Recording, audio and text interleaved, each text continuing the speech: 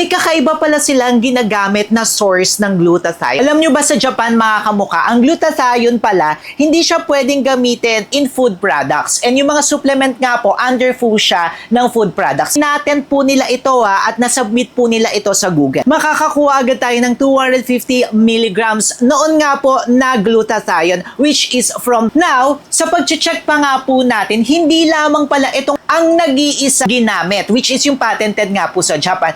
May isa pang brand. At yung brand na ito ay ang Pambansang Ginipig, Sir Lawrence ang galing. Basta honest, review sa'yo ay sasabihin. Pambansang Ginipig, sa kanya ang hihiling. Basta produktong salit, lahat ay bibiin. Hi mga kamuka, tayo po'y nagbabalik. Ako po si Sir Lawrence, ang iyong pambansang human guinea pig. Heart, heart! Yung video natin ngayong araw na ito, parang natisod lamang talaga tayo kasi hindi po ito ang ating initial plan. Ang ating pong nire-research ay yung mga bago sa Watsons na mga gluta or supplement brands. Then nung nakita natin ito, sikat actually itong brand na ito, may kakaiba pala silang ginagamit na source ng glutathione. Kaya sabi ko, deserve talaga na mapag-usapan natin ito para magkaroon nga po tayo ng iba't ibang klase na ma-offer sa inyo mga kamuka. And dito nga po sa ating channel, talagang in-depth po. Backup nga po ng mga research, journals, and articles talaga yung ating mga kinukwento or mga sinasabi sa inyo. Ano nga ba ito? Pag-usapan muna natin yung brand. Walang iba kundi ang, saan ba natin siya ilalagay? Dito na lang. Relomins! Okay, si Relomins nga po, na-feature na natin yan dito sa ating channel. Iba't ibang mga videos natin na pag-uusapan natin. Pero itong Relomins drink na ito, mga kamuka, medyo bago lamang po ito and hindi pa ganoong napag-uusapan dito sa ating market and also dito nga po sa ating channel. Naging kakaiba nga po siya kasi yung ginagamit po nila na gluta source is torula yeast. Yung torula yeast po, tinatawag din po ito na Candida utilis. Ayan, di ba mga kakaiba siya mga kamuka? But first, let's have an overview of glutathione. Ang glutathione po mga kamuka, hindi naman talaga niyang main purpose na pumuti po tayo. Sa liver nga po natin to matatagpuan, hindi po siya foreign sa ating body. Uminom man tayo or hindi uminom ng glutathione, may glutathione po tayo sa ating katawan. So, nagiging side effect na nga lang po nito na pwede tayong pumuti. Pero ang main purpose nga po nito is antioxidant siya. As antioxidant, lumalaban po yan sa mga free radicals, sa mga oxidative stress ng ating katawan. Para nga rin po yan sa cell and also para nga po sa ating overall health. Dito nga rin po sa ating channel, napag-usapan na nga po natin yung iba't ibang forms na available dito sa ating market. Nakakaloka, nalobat pa tayo. Ito nga, we're back.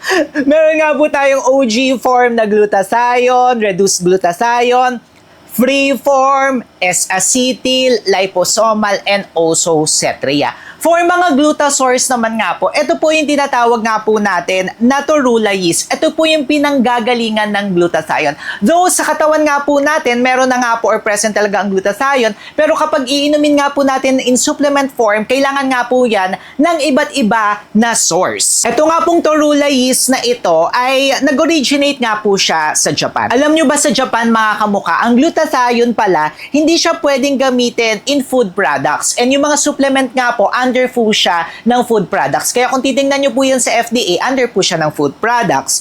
Then, pwede po siya sa mga pharmaceutical. Kaya ngayon, itong mga Japanese, so mga Japanese, no? Yung mga manufacturers natin, mga pharmacists natin, mga nagpa-formulate, talagang iniisipan nila ng paraan. At based nga po sa studies nila, at nakita nga po nila, okay nga raw po ito na source, which is itong torula yeast. And pinatent po nila ito at nasubmit po nila ito sa Google. Papakita nga rin po natin yan dito sa ating gilid-gileders mga kamuka. Nandyan nga po yung mga study ng torula yeast. According nga po dito sa Cogin Life Sciences Corporation, di po siya Kojika, Kojin yan.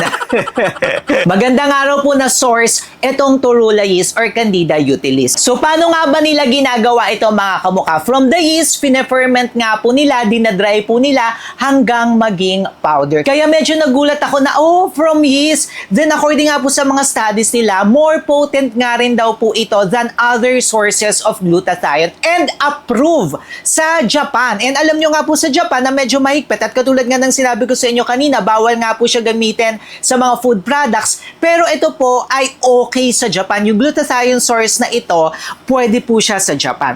So now, pag-usapan na natin itong si Relumins. Nakakatuwa, no? Na may available na pala itong sa Philippines. Tapos, each po ng pag-take natin ng drink na ito, makakakuha agad tayo ng 250 milligrams noon nga po na glutathione, which is from torula yeast. And yung 250 nga po na yan na milligrams ng glutathione from torula yeast, mataas na po yan mga kamuka. Then, meron nga rin po siya na fermented pomegranate, which is maganda nga rin po yung antioxidant. May ascorbic acid nga rin po ito. So, maganda nga po itong drink na ito as antioxidant. Tapos drink form pa po ito. Yung mga drink form... Wait lang mga kamuka. Siyempre kung gusto nyo nga rin pong bumili at hindi kayo ma-fake kasi may research team po tayo, is ikiklik nyo nga lang po yan, yung red na umiilaw-ilaw at kumikibot-kibot na yan. Ikiklik nyo lang nga lang po yan, tapos malilid na po kayo doon mismo sa Shopee shop ng mga legit seller. At kapag na-fake nga po kami, or kayo, ba't kami? Kami po mismo ang magkukontak sa mga seller at kami po ang bahala sa inyo. Mataas po ang absorption rate natin yan sa ating katawan.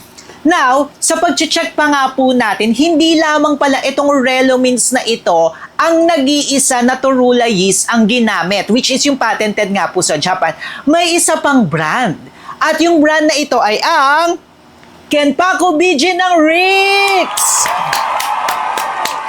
Alam nyo, ang dami na sa inyo ang nagpapareview nito, pero medyo namamahalan talaga ako mga kamuka. Pero now, we understand. Kasi medyo mahal pala talaga yung mga ganito kasi torula yeast and at the same time sa Japan talaga. Kasi yung iba, sasabihin, minanufacture, doon pinormulate sa Japan, pero in reality sa Pinas lang, or yung iba, hindi ganoon ka-quality. And kapag sa Japan talaga, quality talaga sila mga kamuka. At hindi sila basta-basta nga nag-a-approve kasi nga mataas yung standards sila. At katulad ng sinabi ko sa inyo kanina, yung glutathione, hindi basta-basta pwede sa food supplement nila. Alam nyo, ang dami pala nitong ingredients. So, may torula yeast glutathione nga po siya, which is 250 milligrams. And yun nga po, maganda siya mga kamuka. Ngayon lang natin naintindihan. Kaya kahit mahal, naku, gusto ko siyang ipila dito sa ating channel. Aside from that, meron nga rin po itong salmon na collagen, sodium ascorbate, may L-cysteine nga po siya, methionine, white tomato, Japan plant placenta. Uy, may placenta siya mga kamuka, melon phyto yon. May black vinegar, may astaxanthin, and also may vitamin E nga po ito.